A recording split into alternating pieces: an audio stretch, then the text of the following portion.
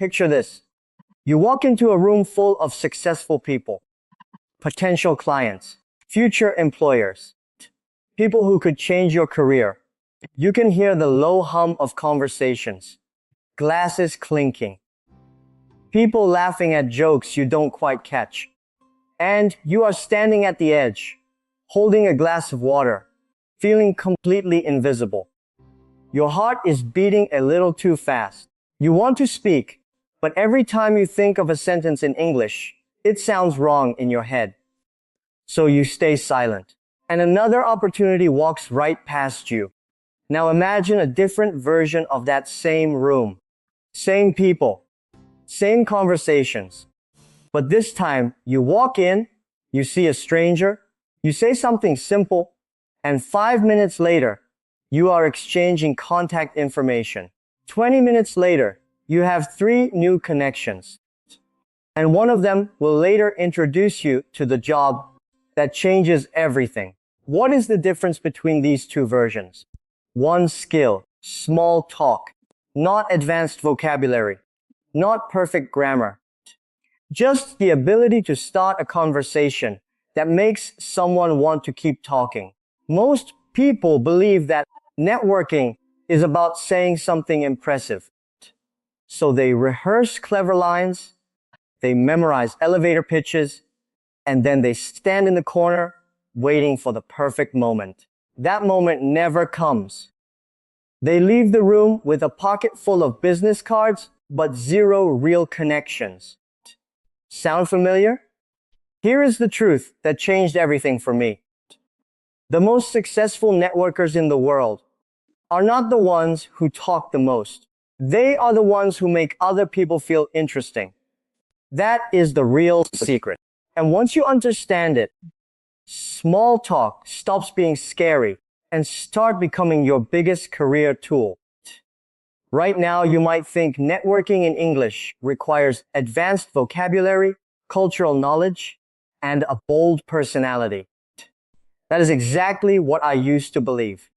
And that belief cost me one of the biggest opportunities of my early career.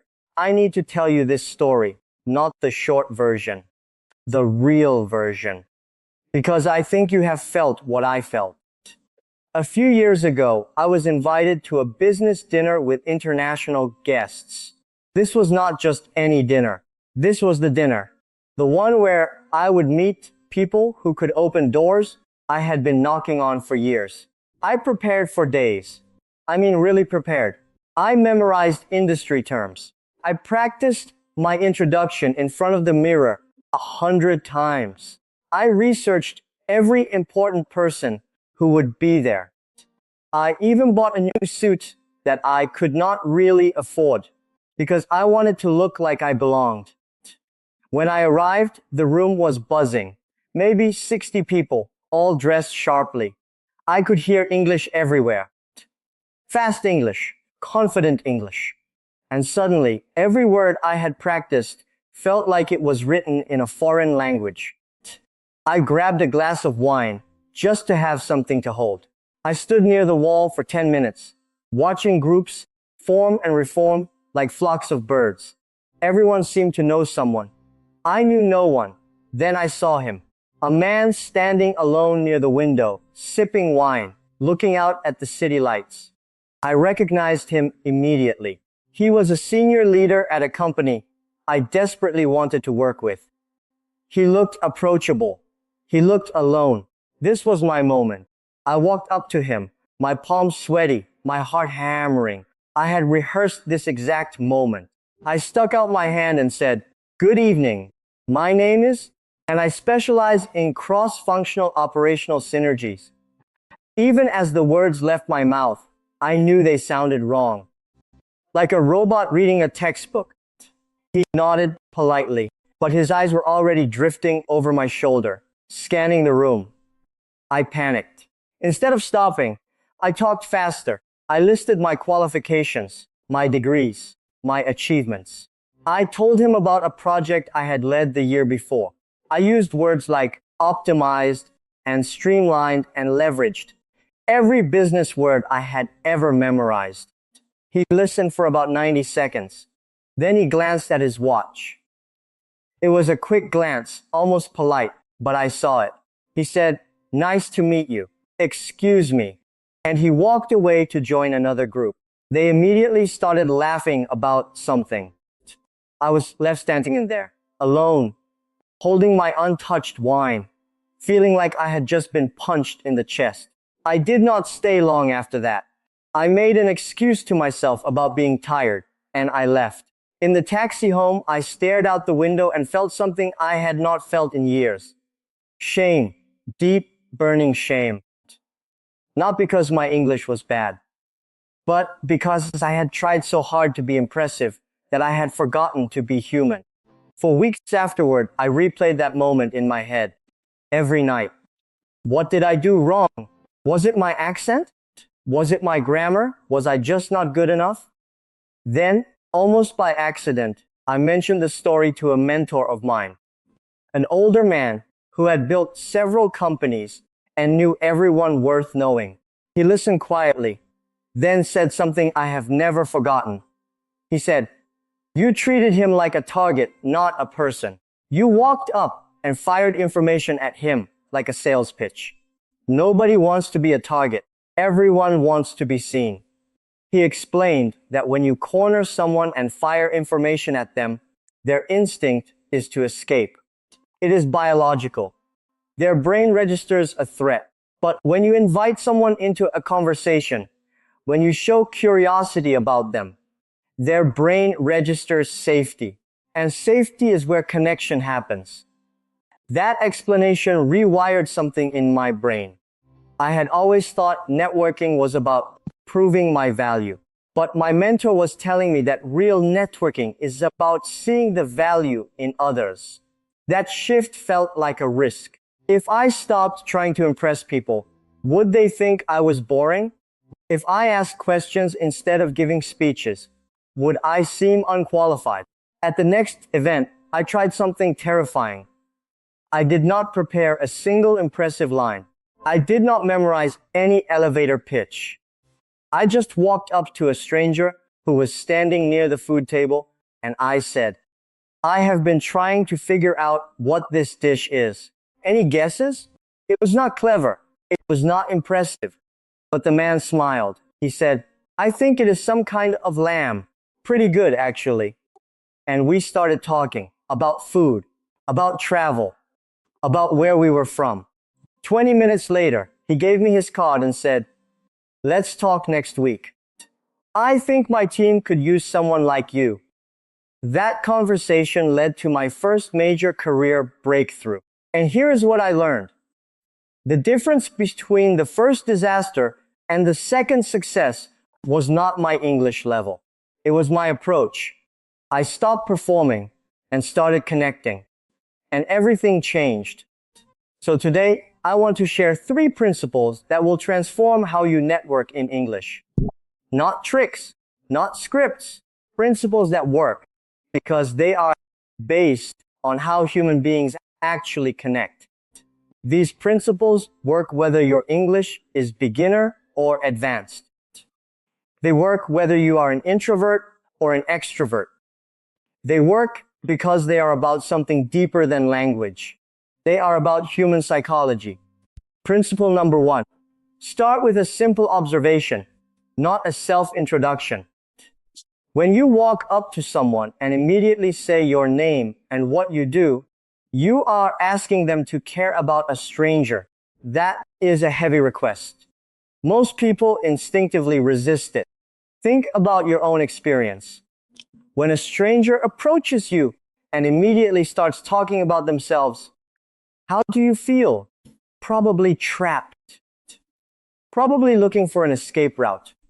Instead, begin with a neutral observation about the shared environment.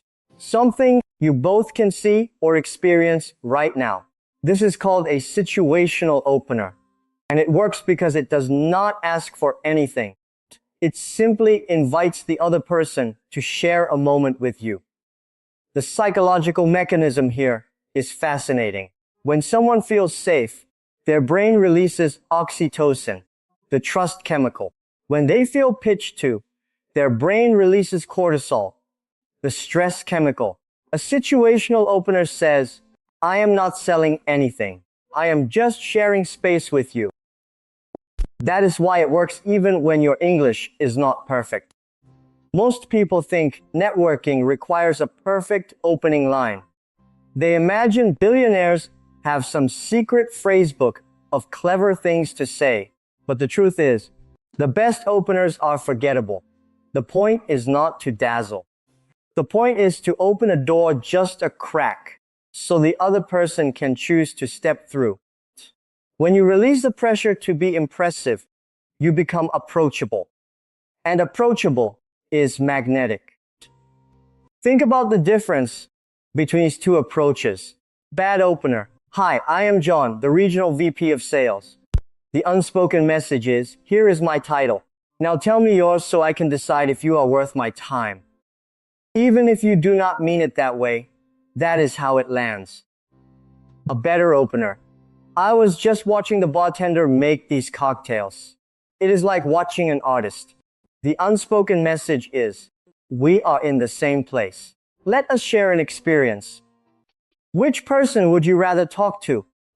There is another layer to this that most people never understand. When you start with a self-introduction, you create a dynamic where the other person feels obligated to respond with their own introduction. You have set the agenda. You have asked something of them. But when you start with an observation, you give them freedom. They can engage or not engage. That freedom is what makes people feel safe. And safe people are open people. Let me give you 3 safe, effective openers you can use at any event. 1. What brings you here today?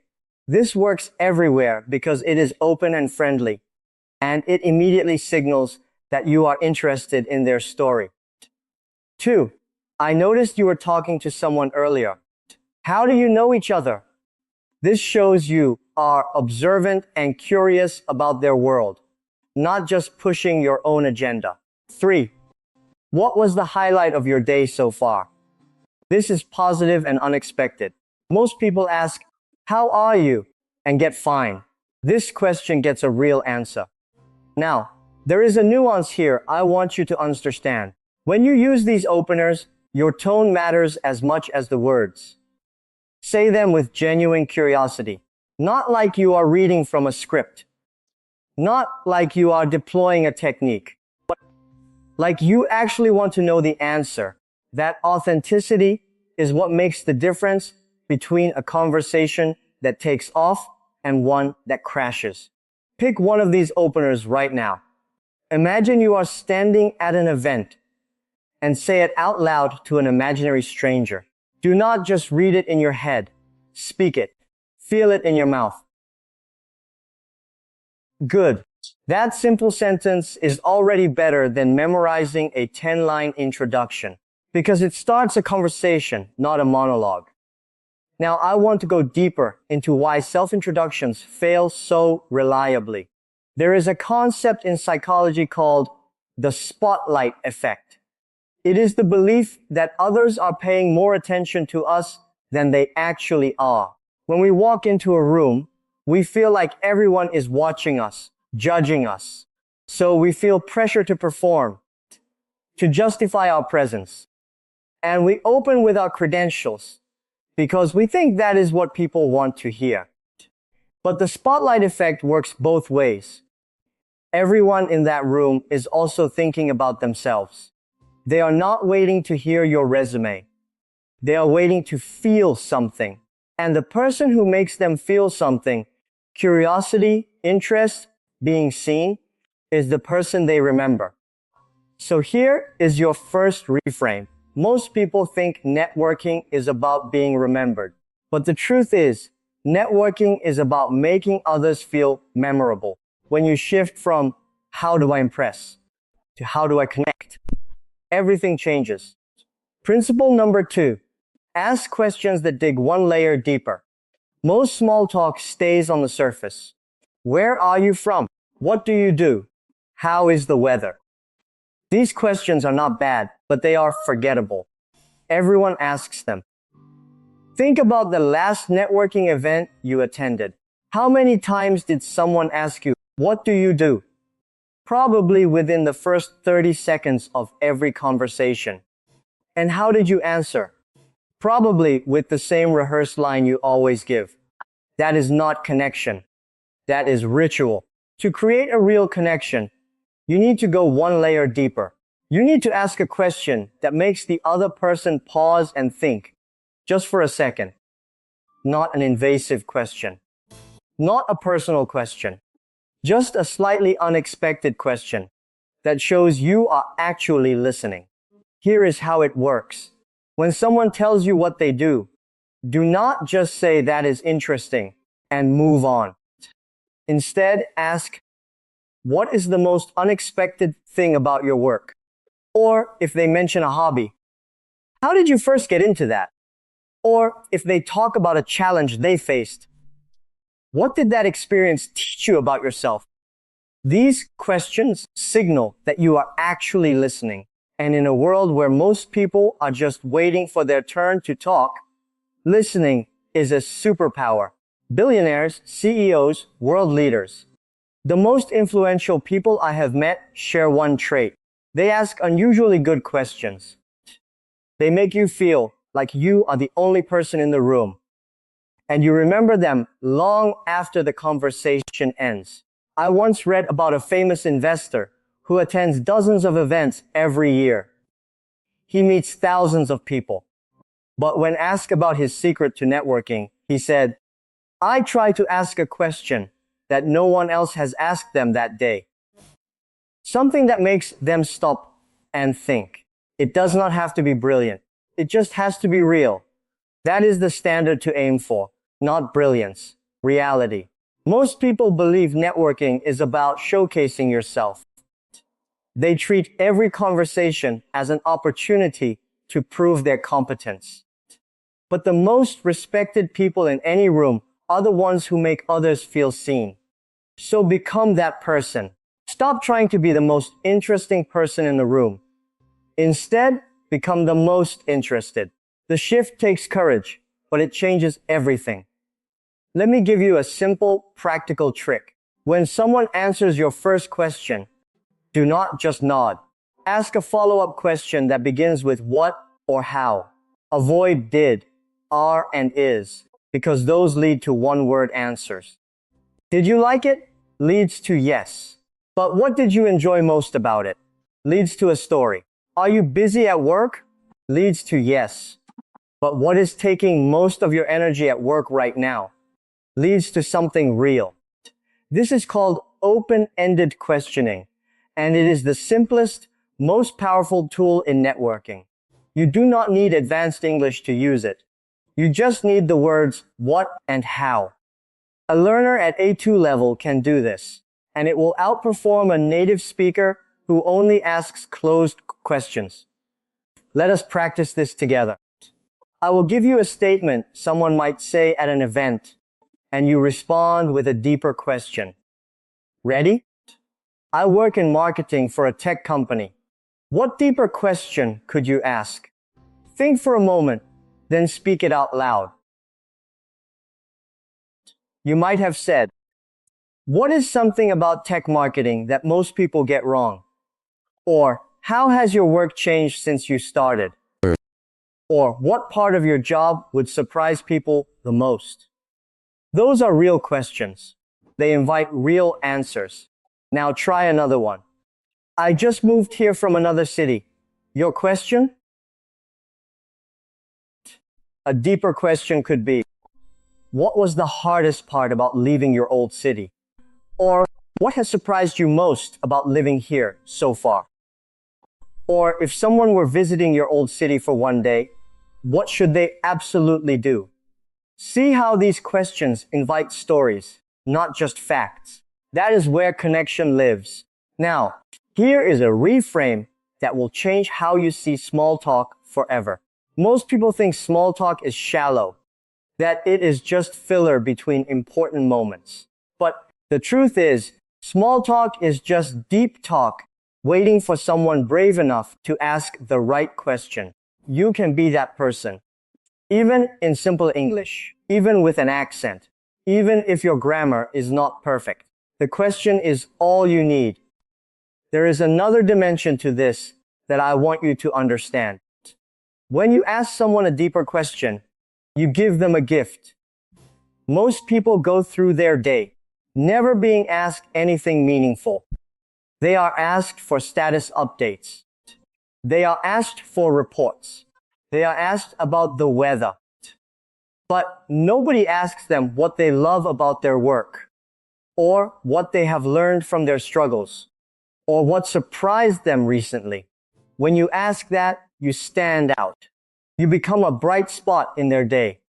And people remember bright spots. Principle number 3. Exit conversations with warmth and an open door. This is the part nobody teaches you. You have started a great conversation. You have asked good questions. You have connected with someone. But now you need to leave. Maybe to meet others. Maybe to get food. Maybe just because the conversation has naturally reached its end. How you exit matters as much as how you entered.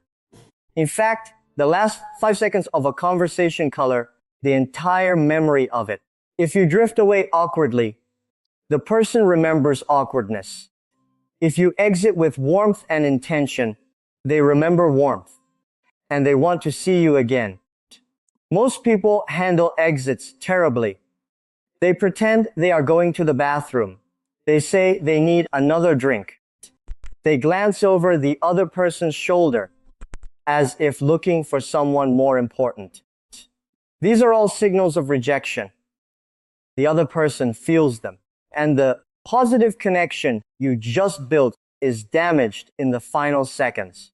Instead, use an honest, warm exit that honors the conversation you just had. Here is a simple 3-step exit formula. Step 1. Express genuine appreciation. I really enjoyed hearing about your work in marketing. That story about the campaign was fascinating. Step 2. Give a clear, honest reason for leaving. I do not want to take up your whole evening, or I want to catch the speaker before she leaves. Or even simply, I should probably mingle a bit more. Step 3. Leave the door open for future contact. I would love to connect later. Can I find you on LinkedIn? Or here is my card. I hope we run into each other again tonight. Another graceful version. This was such a great conversation. I am going to grab some water, but I really hope we cross paths again before the night ends. This exit does 3 things simultaneously. It makes the other person feel valued. It gives you a respectful reason for leaving, and it plants the seed for a future relationship. Let me give you one more variation that works especially well if you have connected deeply with someone. I feel like we could talk for hours, and I wish we could. I have to head out soon, but I would love to continue this conversation another time. What is the best way to reach you? This acknowledges the depth of the connection while still giving you a clean exit. Most people think a great networker is someone who can hold a room, someone who can captivate an audience. But the truth is, a great networker is someone who knows how to leave a room in a way that makes people want to see them again. The exit is not an afterthought. It is the final brushstroke on a painting. Get it right, and the whole picture comes together. Never pretend you are going to the bathroom or getting another drink if you are not. People can sense dishonesty. It is subtle, but it registers. And that tiny erosion of trust undoes some of the connection you worked to build. Honesty, even in small things, is magnetic. Saying, I should probably mingle a bit more, is honest. Everyone understands that at a networking event, mingling is the point. There is no shame in it. Let us practice an exit. Imagine you have just had a 10-minute conversation with someone about their work. It was interesting. You connected. Now you need to leave. Say the 3-step exit formula out loud. Appreciation, reason, open door. Go ahead. Good. Now try it again with a different reason for leaving. Maybe you want to get food. Maybe you see someone you promised to meet. Use the same formula. Excellent. Now you have a graceful exit, ready for any situation. Practice it a few times at home until the words feel natural. You will be amazed at how much more confident you feel when you know exactly how to end a conversation. Now, let me give you the complete networking framework. Step 1. Open with a simple observation, not a self-introduction. This creates safety. Step 2. Ask a question that goes one layer deeper than the surface. This creates connection. Step 3. Exit with warmth and an open door. This creates continuity. 3 steps. No scripts. No acting. Just real human connection. In simple English. Now, I want to address something deeper that might be holding you back. Something that held me back for years. The fear of being boring. The fear that if I did not impress people immediately with my credentials, they would decide I was not worth talking to and move on. This fear is what drives us to memorize elevator pitches and recite our resumes. But here is the reframe that freed me. People do not remember what you told them about yourself. They remember how you made them feel. If you make them feel interesting, they will find you interesting. It is not logical, but it is deeply human. And another fear, the fear of silence. The fear that if you pause too long, or if the conversation hits a natural gap, something terrible will happen. But silence in conversation is normal. Native speakers pause. They think. They breathe. Pausing makes you look thoughtful, not weak. So if you need a moment, take it. You are allowed. Now, here is your challenge. This is not a passive challenge. I want you to do something specific within the next 24 hours. Find one person. It could be a colleague at work, a neighbor in your building, someone at a coffee shop, even someone online in a professional group. Start a conversation using a situational opener, then ask one deeper question, then exit warmly. That is it. One conversation, 3 steps. After you do it, come back to this video. Scroll down to the comments and write, I did it. Tell me who you talked to. What opener did you use? What deeper question did you ask? How did they respond? How did you feel? I read every single comment, every single story, and I respond. Most people will watch this video and do nothing. They will keep scrolling. They will keep feeling nervous. They will keep standing alone at events, holding their glass of water, feeling invisible. But you are not most people. You made it to the end of this lesson. That means you are serious.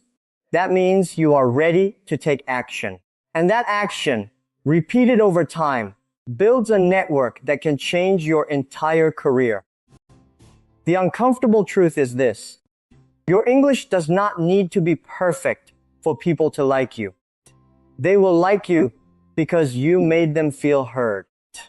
They will remember you because you asked a question nobody else asked. They will want to see you again because you left the conversation with warmth and honesty. And that is a skill you can practice starting tonight. Not next month. Not when you feel ready. Tonight. The room is full of people waiting for someone to talk to them. They are just as nervous as you. They are just as afraid of awkward silence. They are hoping someone will break the ice so they do not have to. Be that person. Walk up to someone tomorrow and say, "What brings you here today?" And then listen. Really listen. I will see you in the comments. Tell me your story. And I will see you in the next lesson.